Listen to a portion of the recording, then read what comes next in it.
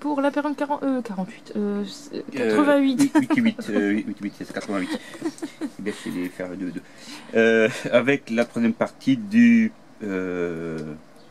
Dreadnought. Dreadnought. Enfin, maintenant, c'est Primaris Redemptor Dreadnought. Dreadnought.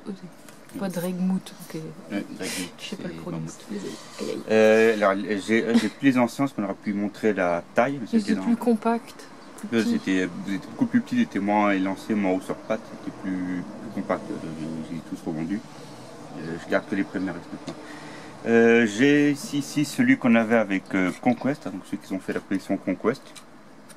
Je dis, vous voyez, c'était un Easy to Build, on le voit au socle qui a deux trous. Et il est en vue du clipsé, mais l'arme on peut pas mettre autrement que ça ici. Ici on avait ça et rien d'autre, on n'a pas le choix. C'est juste hop, clipsé dedans. Donc c'est vraiment le kit, on va dire, le plus simple. C'est moins simple qui. Ouais. Ah ouais, ça je peux. Ouais, bah oui, c'est du clipsable, c'est ça, c'est tout est clipsé en fait. Je peux pas le mettre. Les mettre. Il y a un détrompeur. Ah ok, ouais, désolé. Qui est à l'envers. Ouais, bon. Hop, voilà, et lui, Pour ceux qui. décidément, Il y a pas envie. il vient à la retraite. Et ici, tu le mets alors comme ça, et hop, voilà. Et il bouge plus. Voilà. T'as l'habitude. Bah, voilà, après, il est souvent d'étagère. Et ici, on a le kit modulable, donc celui qu'on a avec Imperium ou à part. Donc, on peut voir déjà les bois, ils s'articulent comme ça. Alors, moi, j'ai décollé parce qu'ils ne rentraient pas en fait. Donc, j'ai dû les coller, j'ai pas trop de choix. Du coup, on est un peu limité au niveau déplacement, mais bon. La grosse arme qu'on a ici. Ici, vous voyez, ça peut s'ouvrir, ce qu'on disait tout à l'heure. Ah, mais on voit pas de mort en fait. Bah, il est dans le sarcophage en fait, Ah, faut okay, imaginer ça comme un sarcophage. Les mains ici avec les doigts qui se referment un peu. Ils sont cool, ils sont séchés comme ça, moi je l'ai pas vu. Donc je viens de voir ça. Au lieu de sécher comme ça, il a séché plus comme ça en fait. Et c'est pas bien? Bah c'est qui bouge, non il bouge pas. Après il faudrait que je colle un crâne au milieu pour faire comme s'il tenait un crâne. Parce que du coup ça gâche un petit peu le machin. J'ai pas vu ça, c'est en séchant, toi je l'avais mis après plat et du coup ici un lanceur missile quoi, puis les jambes. Hop. Et là, je vais le mettre ici, donc kit à 60 € chez 15 Shop et que là on a pour à peu près 30 € et des quand même une sacrée économie. Et donc on peut voir ici le reste de la figurine. De la grappe. Hop là.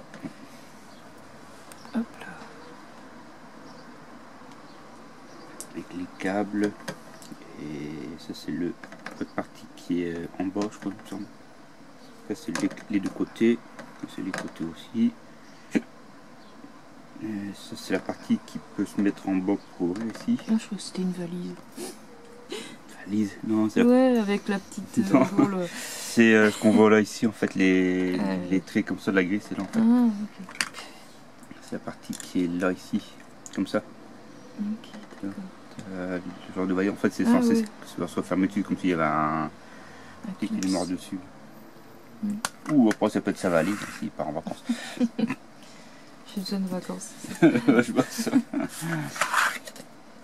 Hop. On va se mettre là, voilà. Donc le 86. C'est un personnage Space Wolf, l'enclume de Fenris, donc c'est un des champions le champion de Logan Greenman. Il y a un armure Terminator. Ici, Harald des Wolf aussi, un Space Wolf aussi, celui un des loups. Toi, tu aimes bien les Space Wolf? Ouais, moi j'aime bien. J'ai dit quelques hommes, après j'avais tout revendu aussi. Ouais, toi t'as pas trop accroché. Bah, non, bah après il y avait Dark Angel, Space Wolf, Ultramarines, il y avait beaucoup. J'ai eu un petit peu de chaque, puis après là je garde plus les Ultramarines, comme avec Conquest et Imperium, ça fait le. Comme son papa, bon, pour dire, ça fait n'importe quel truc. Des titis. Tyrannide, l'arme de l'essaim. Ça c'est un carniflex là. Comment que j'ai là, un ancien que j'ai. Oh, alors pas différentes. Ouais, des différentes armes, l'écorcheur, le dévoreur, le poing épineux, serre perforante, épée d'os et les griffes tranchantes. Dans un des buts de buff, je ne sais plus lequel, il montre aussi toutes les armes, je sais pas si tu t'en souviens. Ouais. Un des derniers sortis avec, pas Domitus, mais l'autre là, Léviathan. Dedans, ils ont sorti pas mal de buts de buff du coup qui suivaient les sorties tyrannides. Et on voyait toutes les différentes armes peintes justement dedans. La phase 5 de Obelis et l'Irak. On a eu la 4, la 3, la 2 dans les précédents fascicules. C'est un petit peu l'évolution de l'attaque de la planète, quoi. C'est différentes phases d'attaque. Histoire 30, devoir éternel. En gros, un space marine. Quand il meurt et quand il sort champ de bataille, qui se fait couper en deux, on va dire, au niveau du bassin, mais que le tronc, les bras de la tête peuvent encore fonctionner, et ben il le greffe dans un Dreadnought. Il est même une fois, on va dire, mort ou quasiment mort, le Space Marine continue toujours à travailler. Et il sert vraiment jusqu'à la fin, jusqu'à ce que la carcasse. C'est vraiment une malédiction, quoi. Bah, c'est pas eux, quoi, tu dis, c'est des limites les cercueils. Ouais, c'est des cercueils sur pattes. Bah, c'est ce que je disais, quand tu ouvres là, en fait, là, c'est l'équivalent d'une chambre mortuaire, enfin d'un cercueil, en fait, où tu vois, tu as tous les câbles derrière, quel élément, ton nutriment, en ressourçant. Et puis là, c'est juste le petit truc pour avoir un petit peu ses yeux et tout, quoi. Alors après, ils acquièrent une force farmineuse. Ils ont plus de conscience. Je crois que ça doit s'amenuire petit à petit, je pense. Un peu comme les Stormcast. Ouais. En fait, les Dreadnoughts, ils sont souvent mis en stase, en fait, en sommeil. Ils soient vraiment réveillés qu'en cas de besoin, parce que comme c'est des machines assez précieuses, légèrement comme les armures Terminator, ils sont plus censés pouvoir être faits ou très peu. Les Dreadnoughts, c'est des machines qui savent plus trop comment ils ont fait, à mon avis. Donc ils essaient d'économiser au maximum. Et ils les réveillent vraiment en cas de besoin, aussi bien pour la guerre que pour des conseils, parce que comme des fois c'est des anciens guerriers qui sont dedans, ils ont fait tellement de batailles qu'ils peuvent prodiguer des conseils pour les batailles. Il y a même, c'est un Space Wolf, qui dirigeait une fois carrément de bataille, quoi. Peut-être qu'ils en parlent là-dedans, mais j'avais un bouquin, Adex Astarté, qu'ils en parlaient. Donc là, c'est les anciens Dreadnoughts, on voit les pieds sont beaucoup plus bas. Les pieds sont beaucoup plus hauts. Donc là, c'est un petit topo qui explique un petit peu, une fois que le Dreadnought, le Space Marine est bien escaté, et bien ils le mettent dedans. Avant, tu avais différents Dreadnoughts, tu avais les Iron Class, donc les Dreadnoughts d'assaut costauds, les vétérans, les classiques. Maintenant, tu as les Redemptor, comme celui-là. Et il y a d'autres variants. Il y a les. Là, je regarde vite fait. C'est marrant, ils ont des parchemins sur leur. Ouais, là, je trouve que c'est un vétéran celui-là. Ouais, Iron Class, tu en avais, ils avaient des trucs en plus pour montrer qu'ils étaient beaucoup plus anciens, beaucoup plus. Enfin, je veux dire majestueux, quoi. Mais qu'ils avaient été bien rodés, quoi. Alors, voilà, ici on a des anciens, on a les Space Wolf. On a aussi des Dreadnoughts spéciales Blood Angel, les apothicaires, les archivistes, les compagnies de mort, c'est les seuls. Les Dreadnoughts archivistes, Blood Angel, c'est vraiment les seuls. On a Bjorn, la main, là, je crois que c'est la main de l'enfer, du Space Wolf, c'est un des plus anciens. Donc les anciens Dreadnoughts sont à 50 € sur le site de game, puis les nouveaux sont à 60. On a le Dreadnought actuel, donc celui-là. On a aussi les tactiques Varsu, donc ça c'est des mêmes exosquelettes, des exo-armures Space Marine. En fait c'est le même truc, sauf qu'au lieu d'avoir la carcasse, c'est un châssis, quoi. On a les Dreadnought Ballistus, donc lui il était sorti avec Léviathan, celui-là. T'as un gros truc de missile d'un côté. On a les Dreadnought Brutalis, parce qu'ils ont des grosses serres et un canon laser sur la tête. Et je crois que c'est à peu près tout, donc on a... Ouais. On fait le tour. Je descends comme les sites des Vénérables, ça c'est les anciens. Donc au niveau de Dreadnought Redemptor, il y en a 4 variants en fait. Un vraiment de siège, lui c'est vraiment le classique, il peut s'adapter à tout. Un vraiment pour les gros tirs, des missiles sur le côté. Et le Dreadnought de siège avec les grosses pinces qui peut arracher éventrer des murs et tout. 1, 2, 3 variants. Donc voilà. Zone de guerre, Terra. Terra c'est la planète, planète Terre, on va dire, Terra, le palais impérial qu'on peut voir ici.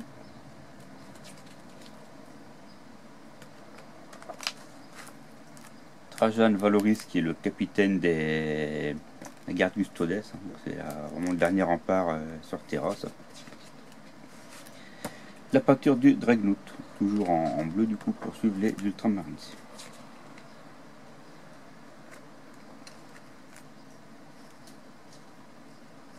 Après, on peut le peindre d'autres couleurs selon les chapitres. Voilà, selon chapitre. Là, c'est vrai que dans Conquest et Imperium, on est toujours axé sur Ultramarine, c'est-à-dire on a même les personnages et tout. Ceux qui ont déjà une armée de Spaceforce, Blood Angel, Dark Angel ou n'importe quelle autre armée, peuvent très bien faire la collection Conquest et Imperium et le peindre à leur couleur chapitrale, tout simplement. Ça fait une collection beaucoup moins chère que d'acheter normal. Et ici, voyons, on voit bien que les pièces sont mobiles, hein, ce que je disais. Ouais, ça bouge. Tu peux comme ça le bouger. Après, c'est quand même limité, quoi. Ouais, c'est limité, mais après, rien n'empêche de positionner dans un sens et de le coller un peu pour qu'il ne bouge plus. La campagne numéro 9, la guerre sur Jala. Toujours 4 tapis. Puissance 75, et là, du coup, on peut mettre le Dreadnought dedans, du coup. Puissance 75, et le Dreadnought, la fiche était, je crois qu'il valait, je sais plus combien on avait vu. De puissance, il fait. Le Dreadnought. Ouais, et les Dreadnought, ils peuvent sauter, ils peuvent courir ou non, ils peuvent marcher. Je pense qu'ils peuvent faire une marche forcée. Ça, il faudrait regarder les règles dans les premiers numéros, parce que je ne me rappelle plus trop. Je pense qu'ils doivent pouvoir faire une marche un peu plus forcée. Sauter, je pense pas. Ça doit être assez lourd. De puissance 9. Mouvement 8. Donc ça c'est 8. Et plus il perd de la vie, plus il devient lento. Okay. S'il reste 4 ou 6 points de vie, mais il ne se déplace plus qu'à 6. Et s'il reste plus qu'un ou 3 points de vie, il ne se déplace plus qu'à 4. C'est un petit peu pour représenter les fonctionnalités de l'appareil qui déconne. Ouais, les câbles qui vont mal, les machines, les petits moteurs qui résistent mal, tout pour ça. Fusée. Donc, puissance 75. Dans le 89, on aura justement, je disais, une acquisitrice. Et dans le 90, donc le dernier numéro, on aura l'Illuminor César. Un Necron assez badass, hein, que j'avais déjà acheté dans le passé quand j'avais ressorti Domitus. Il est en train d'inspirer des. Alors, c'est pas énorme, mais il est en train d'inspirer un petit peu des gènes et tout d'un humain. C'est un petit peu, il faut le voir comme un scientifique, lui. Ok. Donc voilà. Pour le 88. Puis on se retrouvera plus tard pour les autres. J'espère que ça vous a plu, puis on se dit bah à la prochaine. Allez, prenez soin de vous, salut.